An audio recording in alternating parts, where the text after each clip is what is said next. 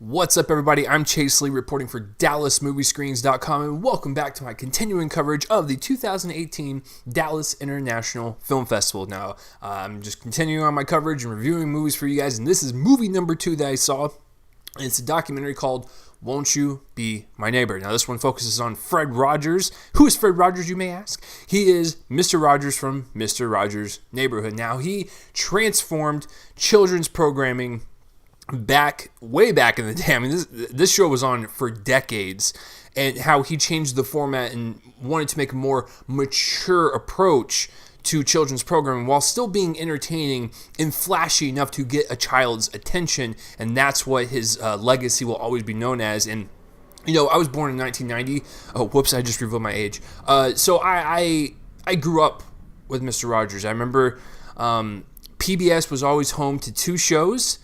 For me, it was either Arthur or Mr. Rogers' Neighborhood. Now, there was a couple others, but I forgot the title of them. But those were like the main two that I loved watching on PBS, whether it be after school or whatever. I would always look forward to it. So I've always wanted to see a documentary focused on this guy's life and like what he did to contribute to the way children's programming can be done without clowns jumping up and down and throwing pies in the face and stuff.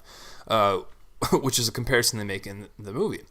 So going into it, I had no idea what to expect. I had no idea what they were going to show, what they were going to delete from this man's life. And I gotta tell you, walking out of it, it's one of the best documentaries I've seen.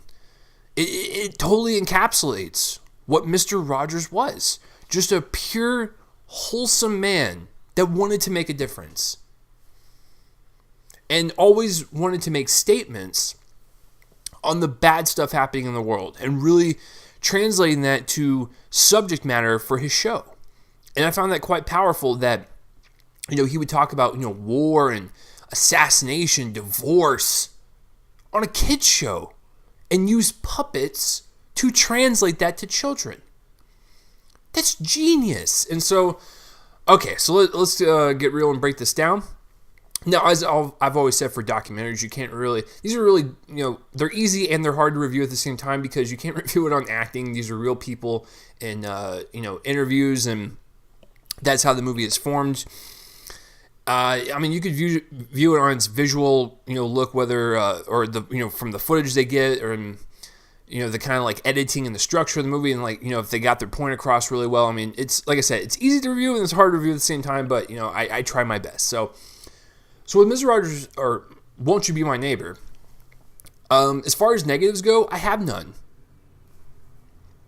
It's a really well done documentary to where when I was sitting there, I was in such awe. I was in this trance of pure bliss. And it would range from emotions throughout the entire runtime, where at one point I was laughing, at one point I was crying, at one point I was just fascinated by this guy who, was doing something different. Didn't care what anyone else was thinking, but knew that there had to be a change in children's programming. And I got to respect him for that. Because you learn a lot on that show. And even at a young age, you can comprehend it. And I think that was, what he did to really change the game. And so, I guess getting into the positives, it's everything. The way this movie is structured is genius. It opens up on a scene where he's playing the piano, and there's a camera that comes up to him. He's like, listen, I have this idea of teaching children about real life, tangible things, and they can learn from it. So he was like comparing it to piano keys, where you might play like a D note, or excuse me, like an F note, and then you go to an E note, and it's like, okay, that's an easy transition. But then he says, well, in order to play like an F to like an F sharp, you have to move your hands and you have to do this huge jump just to get to a minor step in the chord. And he's like, I want to do that for children's programming, where it's going to be a show where I take these giant leaps and talk about real life things, but I want to make it as easy as possible and not make it, boring or whatever. That's awesome. And we're talking about a guy that,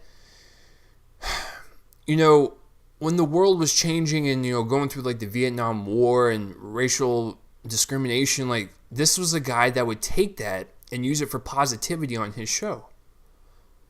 And it's kind of magical. You know what I'm saying? So yes, I think the overall flow of the documentary is really well handled. It starts, on that shot of him trying to describe the show, and then it goes through the course of the show through the decades and how the show evolved, after each major event that happened in our world. And I think it was just a really fascinating watch. And like I said, Fred Rogers is so charismatic and he's so charming. He's very delightful and humorous that he is the warming presence that keeps this movie going, because he's such an interesting person.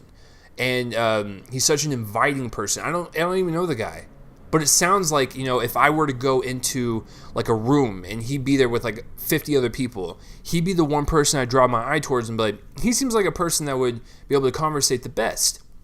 That's exactly the type of power he has in this documentary, is that even if you don't know him and you never grew up with him, this documentary will have you hooked from start to finish, because you're just in such wonderment of a superb documentary about a superb person. And that's like the biggest praise I can give it, is that this was a guy who loved everyone. Now, there were a couple missteps in the road, like with being gay, because he was going to be a minister. So he does have some views that were kind of he didn't really talk about, but as the years progressed, he evolved and he changed. And even with like small stuff like that, he still changed and became a better person. So the guy could do no wrong. It's like everything from raising a family to having this television show, he's just the best. And I think this documentary showcases that. I think the interviews were really solid. They get it from a wide spectrum of people, whether people that worked on the show or his actual family. Just great testimonial to how Fred Rogers was in real life. On top of that, the music was really great. It was very cheerful, very, very sweeping in a very epic sense, but also just kind of delightful to listen to as it kind of plays along. I have really nothing more to add. It's just, I think it hits on all the points of Fred Rogers and the legacy that he's going to leave on this show, even years later after his death. He died, 15 years ago? People are still talking about him. And he still has that lingering memory in people's heads as an adult figure you could look up to as a child and be like, oh, Mr. Rogers changed my life because he taught me this, or he, kind of eased my way into this kind of like dark subject matter. He made it, approachable for children, and you got to respect that. This is a fantastic documentary, and I'm going to give it an A. It's great. Now, I rarely give out A+. Only if I truly feel it in my gut. I'm going to probably watch this again, and I might change my tune. But as of right now, this is top tier stuff. It's just about as wholesome as you can get with also being mature to really kind of show like the important impact that this man had. Now, this has nothing to do with my grade or anything, but I thought this was kind of special watching this movie. Now, there's many types of people that come to these festivals, and you never know who you're going to run into, and you meet a lot of people. And in my case, since I'm kind of stubborn, I don't really talk to anyone unless they talk to me. I know it's selfish, but I'm just there to watch movies and stuff. And if someone like recognizes me or whatever, I'll say hi, obviously. But there was this kid that sat next to me, right? And he was 12, 13 years old, maybe a bit older. I have no clue. When I was 12 or 13, I looked like a giant, so I could have passed off for someone in college. But this kid sat next to me, right? And I believe he wasn't all the way blind, but he was like probably like 80 to 90% blind. I only say that because when we were sitting there before the movie started, he could actually still look at his phone through large, enhanced text, up close. So I don't think he was all the way blind, but he still couldn't really see. And so when he sat down, I was like, I wonder how this is going to go. Like, is it, is the voice of Fred Rogers and the music going to actually, carry this kid from start to finish? Because I don't know what it's like to be blind or deaf while watching a movie, and I realize it's a different experience. And so the person at the beginning of the movie was like, all right, who grew up in Mr. Rogers' neighborhood? Of course, I raised my hand because I was born in the 90s and I'm old as hell. So this kid did not raise his hand. So he probably was just out of that age gap or age bracket of, when Mr. Rogers was actually on. So as the movie kept playing, this kid was crying. Like, he really got into it. And, I think his kind of visceral, emotional reaction really affected me, because we have this kid who didn't even grow up with Mr. Rogers, can't see all the way, like probably just through, a small little hole.